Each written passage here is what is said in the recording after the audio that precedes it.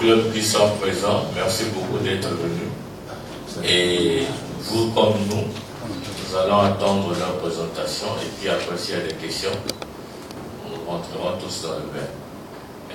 Maintenant, les amis de CAF Boisa, soyez les bienvenus chez vous. Et ici nous parlons, c'est la maison foot, donc nous parlons de ce qui est football. Et sans tarder, sans abuser de votre temps, je vous prie de commencer votre présentation. Merci. Si nous sommes là aujourd'hui, c'est pour parler de tout ce qui est football congolais, que ce soit la sélection, que ce soit le football féminin, la Ligue 1, la Ligue 2, et constat. Alors, si nous sommes là aujourd'hui devant vous, c'est pour vous présenter ce projet qui cherche à moderniser le football congolais.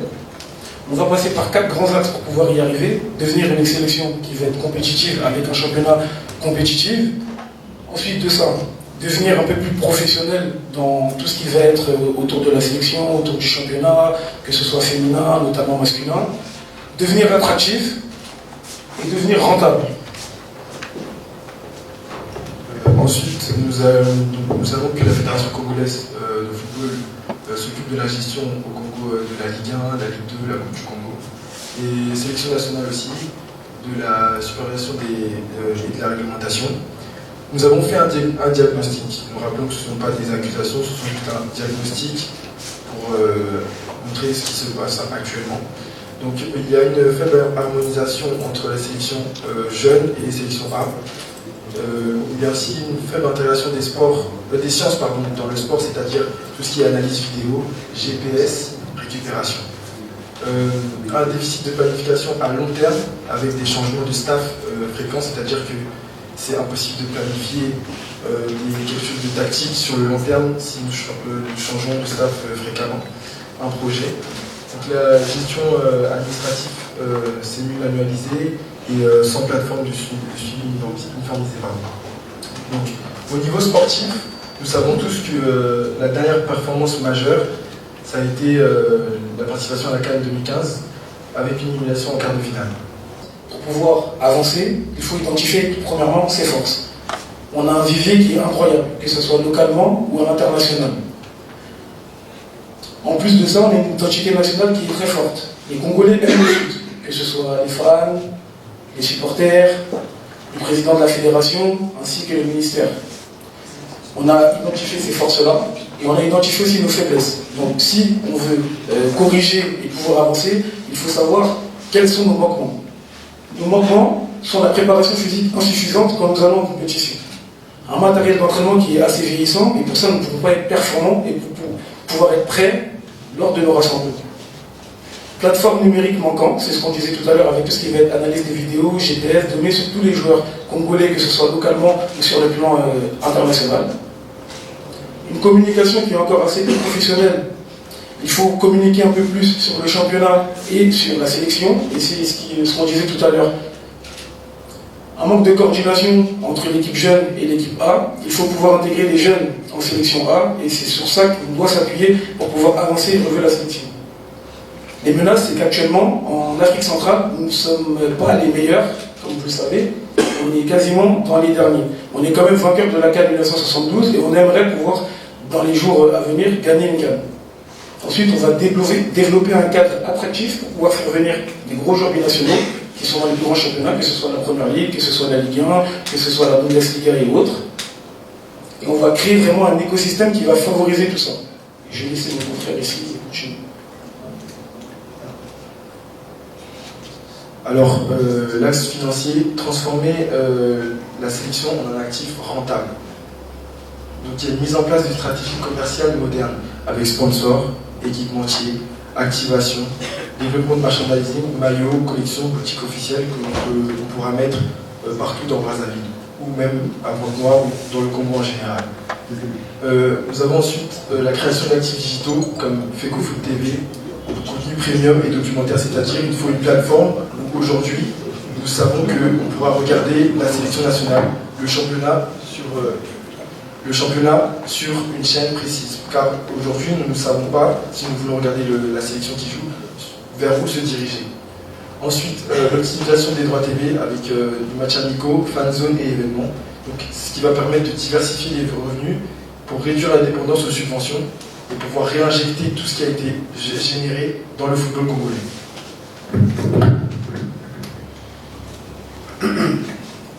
Alors, pour nous personnellement, depuis qu'on est arrivé ici sur Brazzaville, on ne voit pas énormément de jeunes jouer au foot dehors.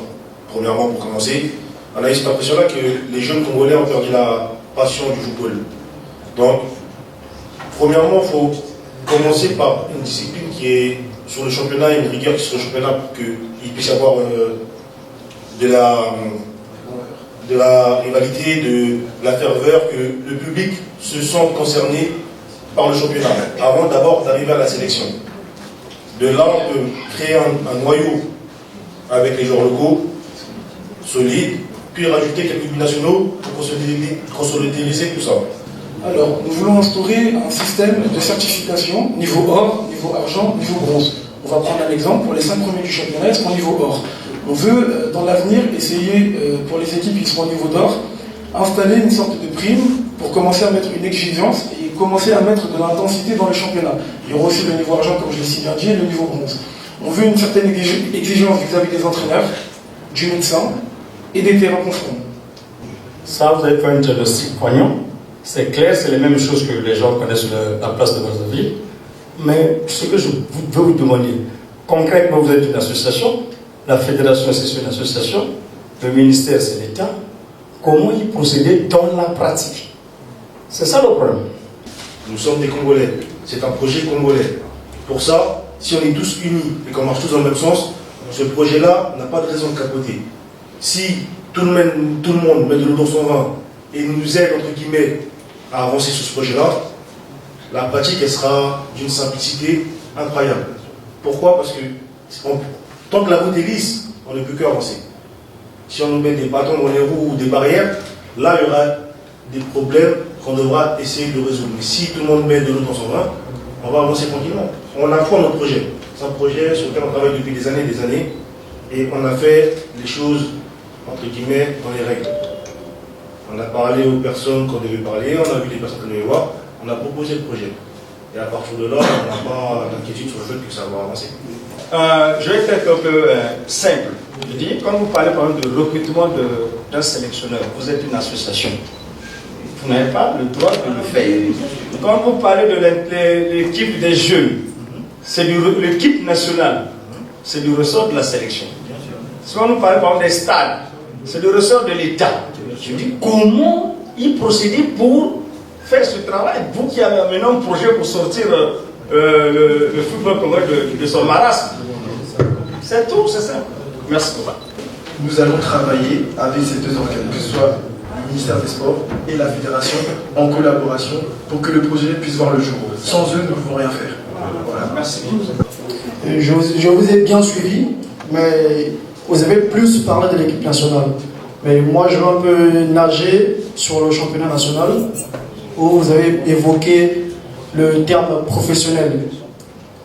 Moi, je vais vous poser la question de savoir comment comptez-vous organiser un championnat national professionnel au moment où les stades sont fermés et le financement reste inexistant. C'est toujours en collaboration et en travaillant avec la fédération et le ministère des Sports. Aujourd'hui, on sait que le championnat national est à l'arrêt et il est très très important qu'il soit relancé au plus vite. Nous allons travailler pour ça. Nous allons y mettre les moyens en travaillant main dans la main. Si nous arrivons en tant qu'association, comme vous l'avez si bien dit, et qu'on veut essayer de faire quoi que ce soit, on va pas y arriver. Nous devons travailler avec la fédération ici, nous sommes ici, avec le ministère des Sports, nous étions là-bas, pour pouvoir avancer dans tout ça. C'est pour ça que nous sommes ici pour vous, que nous avons présenté ce projet. Comme vous l'avez dit si bien dit, le championnat, les stades sont fermés et qu'on sort. Tout ça, c'est ce que nous allons travailler.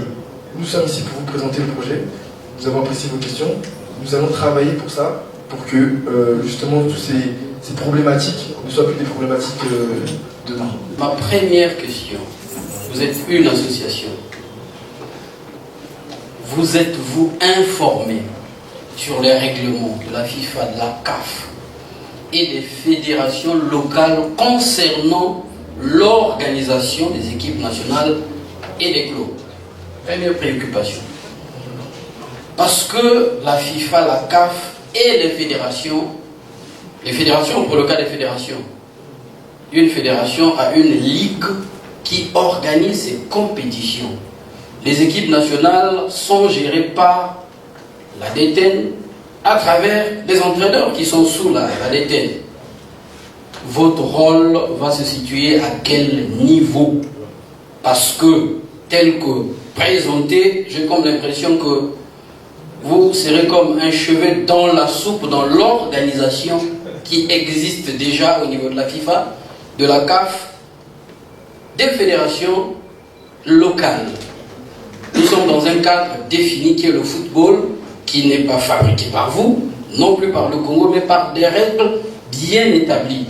Dans votre projet, où sera la place de la Fédération congolaise de football, des ligues qui organisent les compétitions, du staff technique et du ministère des Sports, de façon détaillée? Je suis journaliste, j'ai besoin de détails. Et nous sommes là pour prendre la place de personne.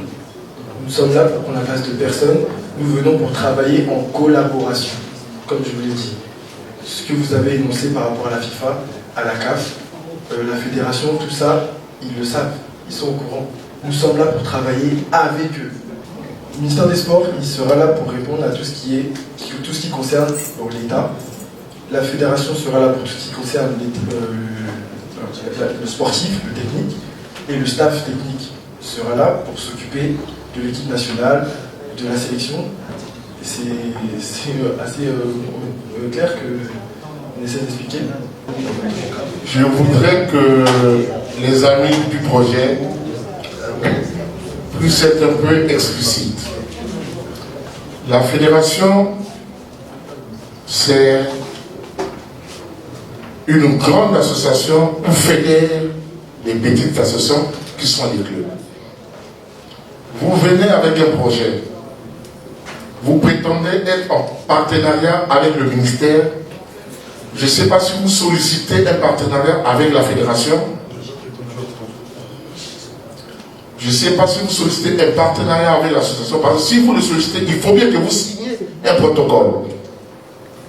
Mais la fédération obéit aux règles de la FIFA sur la pratique de la discipline. Tout ce que vous voulez injecter va trouver le fondement à quel niveau? Viendrez-vous intervenir sur le choix des binationaux, sur le choix de la catégorisation des athlètes au cours du championnat, où il y a une structure qui organise ce championnat? Je voulais que vous me clarifiez là-dessus.